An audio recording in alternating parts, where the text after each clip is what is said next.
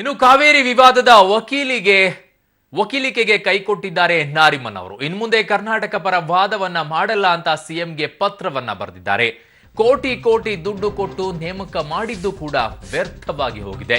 2.5 ಕೋಟಿ ರೂಪಾಯಿ ಶುಲ್ಕವನ್ನ ಪಡೆದು ಮೋಸ ಮಾಡಿದ್ರ. ಇನ್ನು ಮುಂದೆ ಕಾವೇರಿ ವಿವಾದದ ವಾದ ಮಾಡುವುದು ಯಾರು? ಈ ರೀತಿಯಾಗಿ ಪ್ರಶ್ನೆ ನಮ್ಮನ್ನ ಕಾಡ್ತಾ ಇದೆ. ಕರ್ನಾಟಕದ ವಕೀಲರನ್ನೇ ರಾಜ್ಯ ಸರ್ಕಾರ ನೇಮಿಸುತ್ತಾ? ಈ ಪ್ರಶ್ನೆಗೂ ಕೂಡ ಉತ್ತರ ಸಿಗಬೇಕಿದೆ.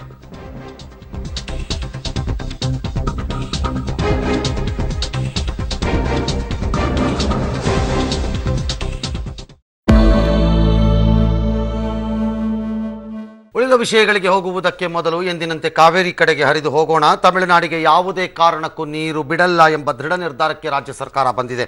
ಇವತ್ತು ಇಡೀ ದಿನ ಸಭೆಗಳ ಮೇಲೆ ಸಭೆಗಳು ನಡೆದವು. ಬೆಳಗ್ಗೆ ಸರ್ವಪಕ್ಷ ಸಭೆ, ಸಂಜೆ ಮಂತ್ರಿ ಪರಿಷತ್ ಸಭೆ ಹಾಗೂ ಕಾನೂನು ತಜ್ಞರ ಜೊತೆಗಿನ ಎಲ್ಲ ಸಭೆಗಳಲ್ಲೂ ನೀರು ಬಿಡಬಾರದು ಎಂಬ ತೀರ್ಮಾನವೇ ಅಂತಿಮವಾಗ್ತಾ ಹೋಯಿತು. ಗಾಲಿ ಜನಾರ್ದನ ರೆಡ್ಡಿ ನಿವಾಸದಲ್ಲಿ ಈಗ ಸಂಭ್ರಮ ಮರುಕಳಿಸಿದೆ. ಅದ್ದೂರಿಯಾಗಿ ಅವರ ಮಗಳ ಮದುವೆ ನೆರವೇರುತ್ತೆ. ಈಗಾಗಲೇ ಎಲ್ಲಾ ಸಿದ್ಧತೆಗಳನ್ನ ಮಾಡಿಕೊಳ್ಳಲಾಗ್ತಾ ಇರುವಂತದ್ದು. ಅವರ ಪುತ್ರಿ ಬ್ರಹ್ಮಿಣಿ ಅವರ ವಿವಾಹ ನವೆಂಬರ್ 16ನೇ ತಾರೀಕು ಬೆಂಗಳೂರಿನ ಅರಮನೆ ಮೈದಾನದಲ್ಲಿ ವೈಭವೋಪೇತವಾಗಿ ಮದುವೆ ಆಗತ್ತೆ. ಹೈದರಾಬಾದ್ ಮೂಲದ ಉದ್ಯಮಿಯ ಪುತ್ರನೊಂದಿಗೆ ಅದ್ದೂರಿ ಕಲ್ಯಾಣಕ್ಕೆ ಈಗಾಗಲೇ ಸಾಕಷ್ಟು ಸಿದ್ಧತೆಗಳನ್ನ ಮಾಡಿಕೊಳ್ಳಲಾಗ್ತಾ ಇದೆ. ಮದುವೆಯಲ್ಲಿ ಶಾರುಖ್ ಖಾನ್ ಹಾಗೆ ಕತ್ರಿನಾ ಕೈಫ್ ಅವರೆಲ್ಲರೂ ಕೂಡ ಬರ್ತಾರೆ. ಸ್ಟೆಪ್ ಹಾಕ್ತಾರೆ ಅನ್ನುವಂಥ ಬಗ್ಗೆ ಮಾಹಿತಿ ಇರುವಂತದ್ದು.